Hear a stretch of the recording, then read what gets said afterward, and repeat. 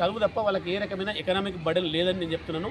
చాలా సంతోషం అండి. ఈ పాఠశాలలో పనిచేస్తున్నందుకు అందులో మేడం గారు వచ్చారు కాబట్టి చాలా సంతోషం మేడం. ఫ్రీక్వెంట్గా వస్తూ ఉంటే మాకు కూడా కొంత ఇంకా బూస్టింగ్ ఉంటుందని కోరుతున్నాను. ఇప్పుడు మేడం గమనించినట్టు మీరు చూశారు, కొంతమంది షూస్ లేవు, కొంతమంది ప్యాంట్ లేదు, కొంతమంది డ్రెస్ లేదు. దానికోసం ఏం చెప్తారు మీరు? యూనిఫామ్ అనేది గత విద్యా సంవత్సరం ఎన్రోల్మెంట్ ప్రకారం యూనిఫామ్ సప్లై చేస్తుంది. కాకపోతే ఈ సంవత్సరం అడ్మిషన్స్ ఎక్కువ వస్తాయి కాబట్టి ఉన్న దాంట్లో సర్దుబాటు చేయడం జరుగుతుంది. ఇది ఉన్న ఫ్యాక్ట్ అండి. ఎందుకంటే గత ఎన్రోల్మెంట్ అనేది గత ప్రకారం ఇస్తుంది. ఈ సంవత్సరం ఎన్రోల్మెంట్ పెరిగింది కాబట్టి వాళ్ళకు ఉన్న దాంట్లో సర్దుబాటు చేయడం జరుగుతుంది. గవర్నమెంట్ నుంచి రాలేదని కాదు, సర్దుబాటు. ఇప్పుడు ఆమె గవర్నమెంట్ ఒక అధికారిగా వచ్చారు, మీరు ఆమెకి ఏం చెప్పదలుచుకున్నారు? ప్రభుత్వం ఇప్పటివరకైతే అన్ని ఇస్తున్నది ఆన్ టైంలో.